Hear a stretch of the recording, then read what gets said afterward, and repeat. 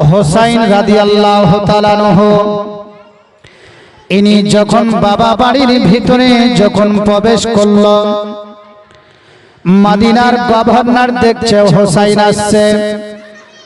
দয়ার নবী নবী মুহাম্মদুর রাসূলুল্লাহ সাল্লাল্লাহু তাআলা আলাইহি ওয়াসাল্লামের নওয়াসা আজ আমার বাড়িতে আসছে হোসাইনের জন্য। ইনি কি করলেন? দাঁড়িয়ে গেলেন। দাঁড়িয়ে যাওয়ার পর হোসাইনকে সম্বোধন করলেন। হোসাইন যখন আসলো, হোসাইন আসার সঙ্গে সঙ্গে মদিনার গভর্নর ডেকে বলল, গো হোসাইন, বলে তোমার নিকটে একটা খবর রয়েছে। বলে কি বলেন? বলে এখানকার খবর নাই, আজ এজিদ একখানা পত্র দিয়েছে, চিঠি লিখেছে। বলে এই চিঠিখানা আজ পড়ার জন্য বা আপনাকে দেওয়ার জন্য আমার বাড়িতে ডেকেছি।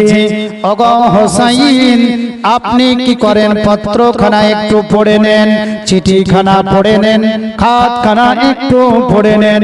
আল্লাহর নবীজির নওয়াসা ইনি কি করলেন? পত্রখানা নেওয়ার পরে এবার উনি পত্রখানা নেওয়ার পরে পত্রখানা খুললেন। খোলার পরে উনি পড়ার পর দেখতে পেলেন কি? বলে এজিদ পত্র লিখেছে। ওগো হোসাইন, আমি এজিদ পত্রখানা লিখে মদিনার গভর্নরের হাতে আমি দিয়ে দিলাম। বলে তার নিকট থেকে তুমি সংবাদটুকু নিয়ে নিবে। এই পত্রতে লেখা ছিল, হোসাইন সপরিবারে তুমি কি করো? আমার হাতে বাইয়াত গ্রহণ করো, আমার কথা মোতাবেক চলো। ওগো হোসাইন, তাহলে জীবনে কোনোদিন তোমার অভাব অনটন হবে না, তুমি শান্তিতে জীবন যাপন করবে। আর ছেলে মেয়েদের মুখে আহার আরামাইসে উঠিয়ে দিতে পারবে।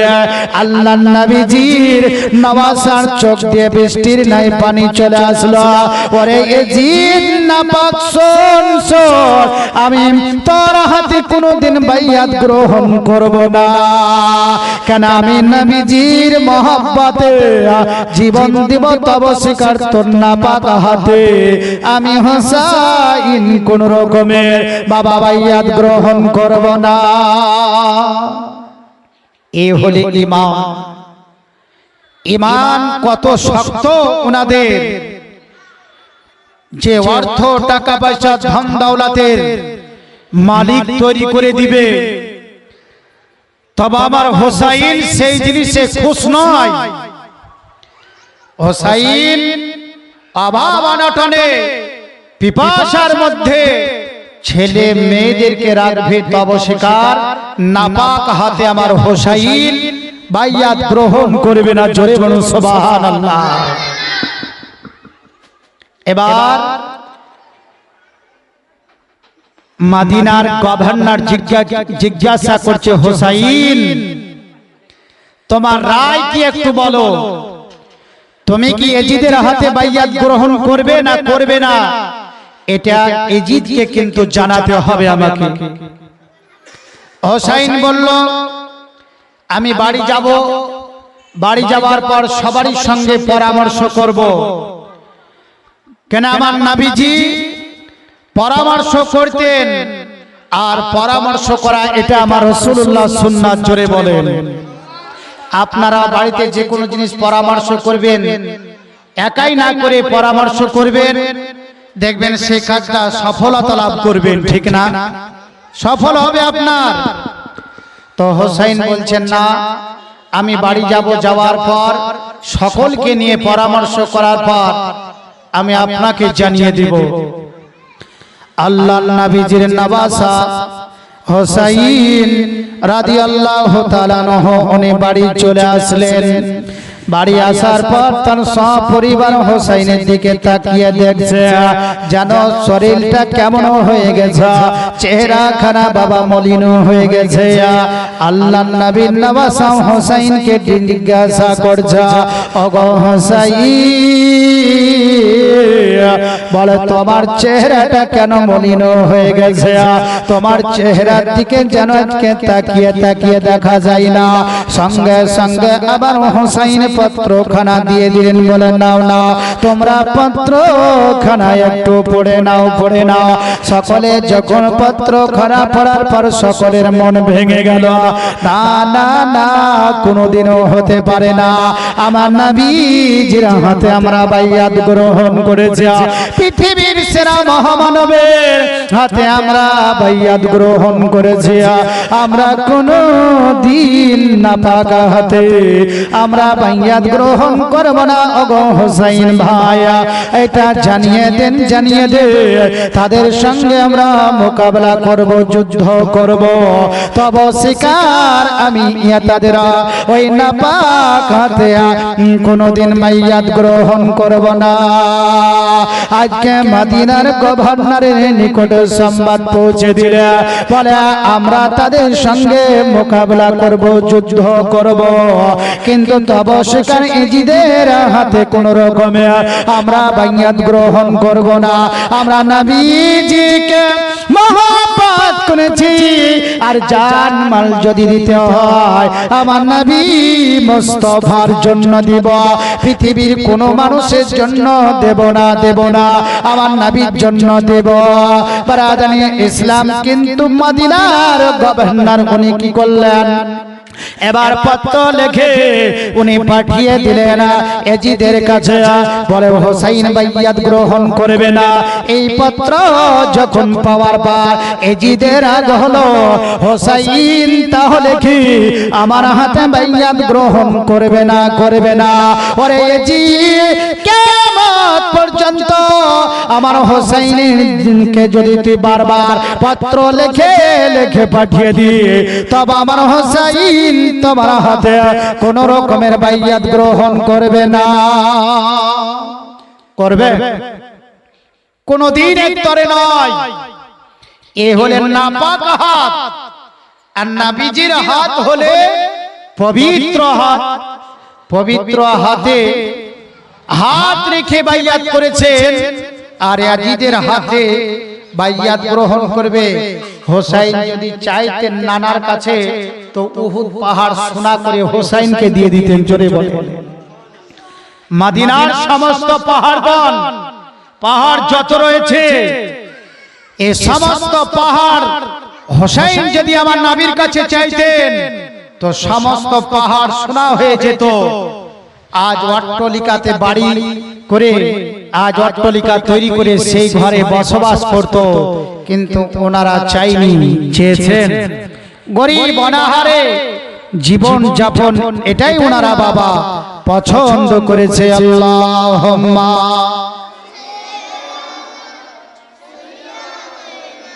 মাওলানা মুহাম্মদ ওয়ালা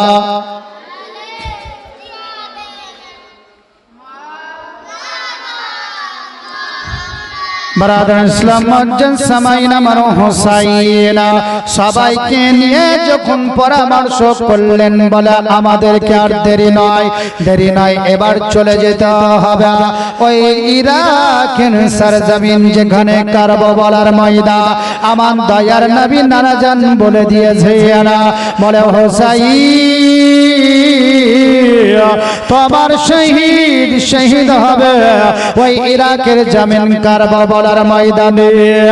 ওগো বিবি জয়নাবার দেরি নয়, আর দেরি নয়, একটা রাত্রি শুধু আমাদের নিকটে রয়েছে, আর দ্বিতীয় রাত্রি আর মদিনাতে নেই।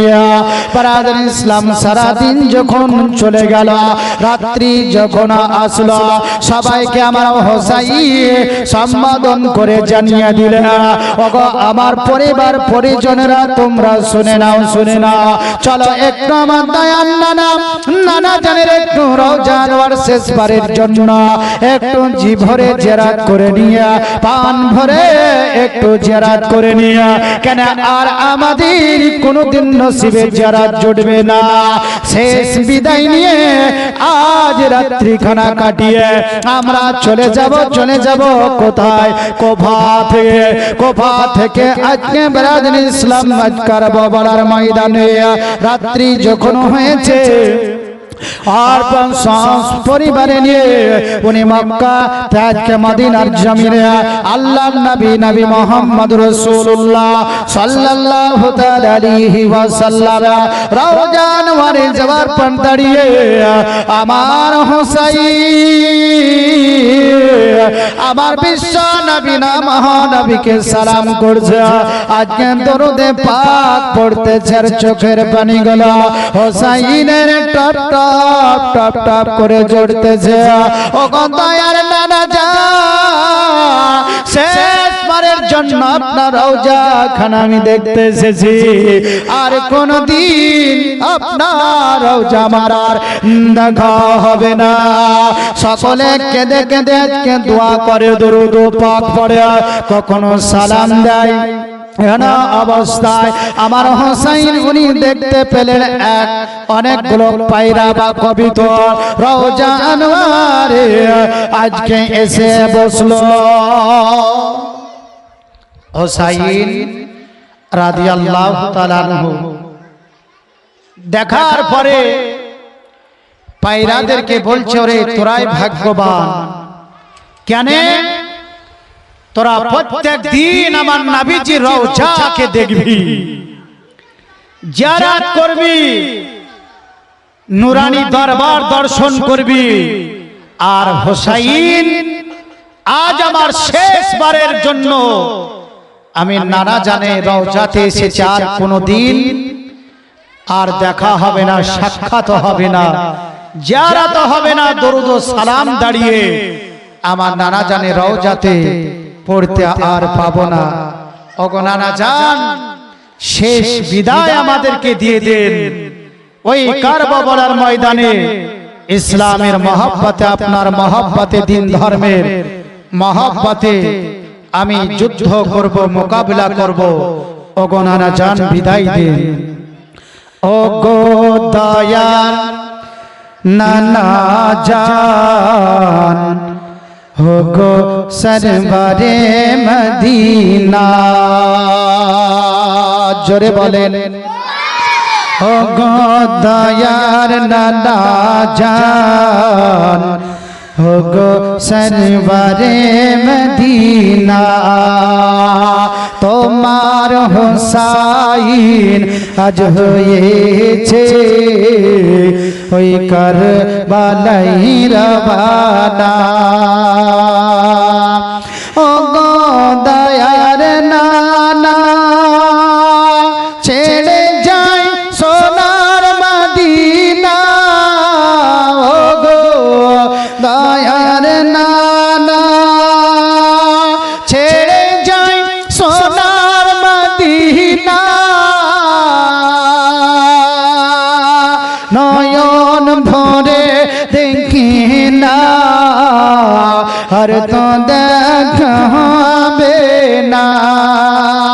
পান ভরে দেখি না, আর তো দেখা হবে না।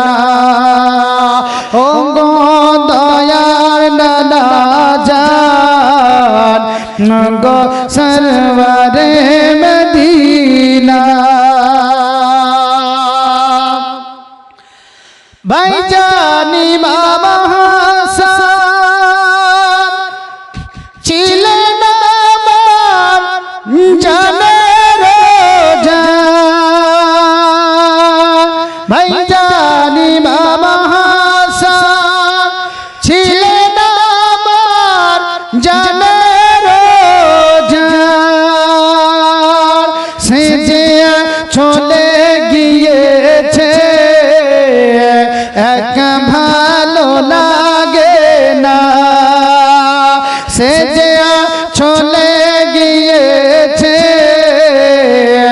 আর তো ভালো লাগে না ও গো দয়ার নানা জান ও গো সরবরে মদিনা আল্লাহুম্মা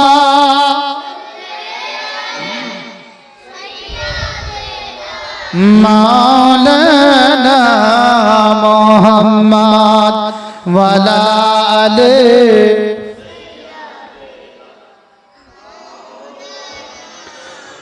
ব্রাদার ইসলাম নবীজি রওজা আনওয়ার জিয়ারত করার পর সকলকে বললেন চলো এবার একটু মা জননীর রওজা খানা একটু জিয়ারত করে আসি। সকলে মিলে এবার জান্নাতুল বাকিতে চলে গেলেন। যাওয়ার পর মায়ের রওজাতে দাঁড়িয়ে হুসাইন রাদিয়াল্লাহু তাআলা আনহু কন্দন করছেন, জিয়ারত করছেন, দোয়া করছেন। ওগো মা জননী, পবিত্র কোরআন পড়িয়ে পড়িয়ে আমাদেরকে ঘুম পাড়িয়েছ, দরুদে পাক পড়িয়ে পড়িয়ে আমাদেরকে চালা করেছ। ওগো মা জননী, আজ তোমার ছেলে হুসাইন ওই কারবালার ময়দানে যাচ্ছে। ওগো মা জননী, শেষ বিদায় নেওয়ার জন্য মা তোমার দরবারে এসেছে। ওগো মা, এক নয় দুই নয়, পাকা 2 বছর দুগ্ধ পান করিয়েছ। ওগো মা, যদি কোন রকমের অন্যায় করে থাকি ও মা জননী আমাকে ক্ষমা করে দাও, আর তোমার সন্তানের জন্য একটু দোয়া করো যেন ইসলামকে জীবিত করতে পারি। আমার শরীরে রক্ত থাকা পর্যন্ত মা আমি যেন এজিদের হাতে কোন রকম বাইয়াত না করি, গ্রহণ করি। আমার জীবন দিব, সব জিনিস দিয়ে দেব, পরিবার দেব, সন্তান দিব, কিন্তু মা জননী নবীজির মহব্বত দেব না, ইসলামকে দেব না, পবিত্র কোরআনকে দেব না। ওগো মা জননী, আমার জন্য একটু দোয়া করো। আজকে কবরে কি করছেন শুয়ে শুয়ে আমার হুসাইন যেন গড়াগড়ি পড়তে লেগেছে। ফাতেমা রাদিয়াল্লাহু তাআলা আনহা উনি কবর থেকে আওয়াজ দিচ্ছে, বেটা রে আর গড়াগড়ি করিস না বেটা, বেশি গুঞ্জ দিয়া আমারও যাতে গড়াগড়ি করিস বেটা, তাহলে কি হবে, আমাকে উলঙ্গ অবস্থায় উঠে যেতে হবে। বেটা যা যা, আমার দোয়া রইল, টুক চলে যা। সারা রাত ধরে যখন এইভাবে ওনারা আজকে কখনো নবীজির কখনো মায়ের, আজকে কবরগুলো, আজকে রওজাগুলো জিয়ারত করার পরে রাত্রি যখন রয়েছে, এবার দেখতে পেয়েছেন বারাদারিন সুগরা, এই সুগরা বারাদার ইসলাম জ্বরে কাতর হইয়া সারা শরীর খানা যেন গরম হয়ে গেছে। আজকে হুসাইনের কলিজার টুকরা নূরে নাজার লালেরা মুজাসসামাইনা হযরত উনি রাত্রিতে তাহাজ্জুদের নামাজ যখন পড়তে বসলা, তাহাজ্জুদের নামাজ আদায় করার পরে সুগরার শরীরে যখন হাত দিয়েছে, হাত দেওয়ার সঙ্গে সঙ্গে হুসাইনা চোখ দিয়ে টপ টপ টপ টপ করে পানিগুলো ঝরতে আরম্ভ করেছে। ওরে বেটি সুগরা, তোমার শরীরটা এত গরম হয়ে গেছে, জ্বর এসেছে, আমি তোমাকে কারবালার ময়দানে নিয়ে যেতে আর মনে হয় পারলাম না। এত গরম জ্বর শরীরে, সুগরা কাতর হয়ে গেছে। সকাল যখন হলো, সবাইকে বলছে, বলে চলো এবার আর দেরি নয়। শাওয়াল মাসের 5 তারিখে বাড়ি থেকে বের হলেন। তাহলে শাওয়াল,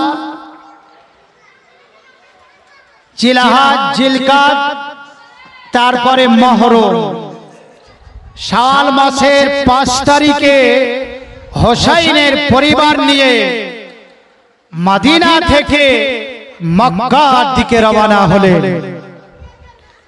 মুজাসসামাইন যখন রওনা হবে, এমন অবস্থায় সগরাকে ডেকে বলে, বেটি সগরা, তুমি মদিনার সরজমিনে বেটি থেকে যাও রে।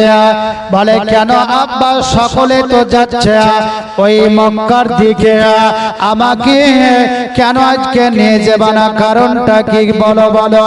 সঙ্গে সঙ্গে হোসেন কেঁদে কেঁদে বলছে, বেটি রে, তোমার শরীরে জ্বর এসেছে, শরীরখানা গরম হয়ে গেছে, আমাদের সঙ্গে তুমি চলতে পারবে না বেটি।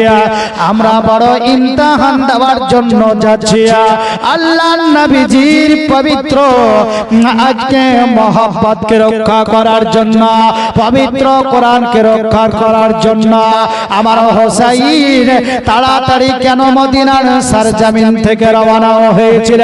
কারণটা হলো এটা যে যদি আজকে মক্কার ভূমিতে দেরি যদিও হয়, মক্কা মদিনায় যদি হামলা করে দেয়, আর মদিনায় হামলা করলে আমার নবীজি রওজা আনোয়ার খার জন্য ধূলিসাৎ করে দেয়, এই কারণে আমার হোসাইন অতি তাড়াতাড়ি করে শাওয়াল মাসে 5 তারিখে উনি বাড়ি থেকে বের হয়ে মক্কার দিকে রওনা হবে। ওরে বেটি সগরা, তুমি থেকে যাও, থেকে যাও। সগরার চোখ দিয়ে পানি ঝরতে আরম্ভ হয়েছে। আব্বা গো, আলী আসগার, আলী আকবর সকলে তো তোমার সঙ্গে চলে যাচ্ছে, আমাকে একটু নিয়ে যাও, নিয়ে যাও। কিন্তু বারাদান ইসলাম সগরা বলছে, ঠিক আছে আব্বা। ওগো আব্বা, যারা আমাকে তো নিয়ে যাচ্ছেন না, কিন্তু কার কাছে রেখে যাচ্ছে না?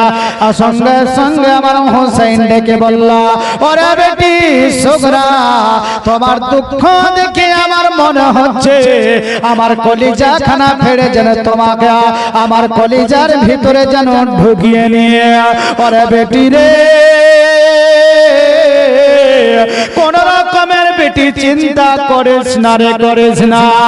আজকে তোমাকে আজকে যে আমার শাশুড়ি মা, আজকে যে আমার আব্বা জানের শাশুড়ি মা উম্মে সালমা রয়েছে, এই উম্মে সালমার কাছে থাকবে, তার কাছে তুমি আজকে থাকবে। সঙ্গে সঙ্গে সগরা বলছে, বেটে আর সগরা বলছে, আব্বা জান, আমার আলী আসগরের ভাইয়ের যখন কথা মনে পড়বে, আমার বুকখানা যেন ফেটে চৌচির হয়ে যাবে।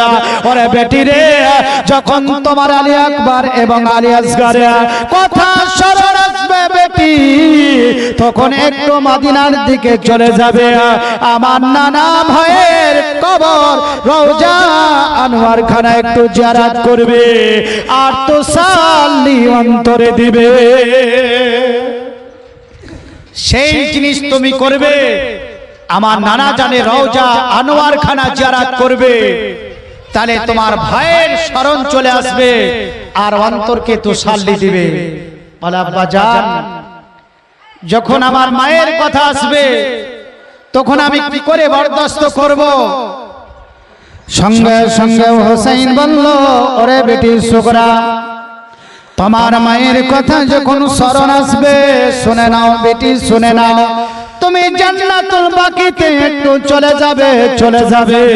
ওই জান্নাতুল বাকিতে আমার মা জননী ফাতেমা জোহরা রয়েছে, সেই জায়গাতে যাওয়ার পর একটু জিয়ারত করবে, দোয়া করবে। তোমার আজকে দাদিমার রওজা খানা জিয়ারত করলে তোমার অন্তরাজা তোসাল নিয়ে আসবে। এই বলে যখন শুকরাকে সান্ত্বনা দেওয়ার পরে এবার সকলে মিলে মদিনা ছেড়ে মক্কার দিকে যখন রওনা হবে, কিছু দূর যাওয়ার পরে একবার মা মা করে শুকরা যখন ডেকেছে, সঙ্গে সঙ্গে যাইনা বলতেছে, গো হোসাইন, আমাকে একটিবারের জন্য আপনি ইজাজত দেন। আমার বেটি কেঁদে কেঁদে মা মা করে আমাকে ডাকতেছে, আমি তার সঙ্গে একটিবার দেখা করে আসি। সঙ্গে সঙ্গে হোসাইন রাদিয়াল্লাহু তাআলা ইজাজত দিলেন। বলে, দেরি নয় ওগো আমার অর্ধাঙ্গিনী বিবি, দেরি নয়, অতি তাড়াতাড়ি করে চলে আসবে, চলে আসবে। জাইনাব কি করলেন? চলে গেলেন। যাওয়ার পর এবার সোগরাকে অন্তরে ম্যাচকে যেন লাগিয়ে নিয়েছে, সিনার সঙ্গে যেন লাগিয়ে নিয়েছে। সোগরা মনে মনে চিন্তা করল, মনে হয় মা জননী আর আমাকে ছেড়ে ওই কারবালার ময়দানে যাবে না। কিছুক্ষণ পর মা জননী বলতেছে, বেটি রে, তোমার কাছে আর থাকার আমার সময় নাই, আমাকে চলে যেতে হবে ওই মক্কার ধরতিতে। আর মক্কা থেকে কারবালার সরজমিনে বেটি চলে যাব, আর দেরি নাই, আমাকে বিদায় দাও, বিদায় দাও। সোগরা কার গন্দন করতে করতে থেকে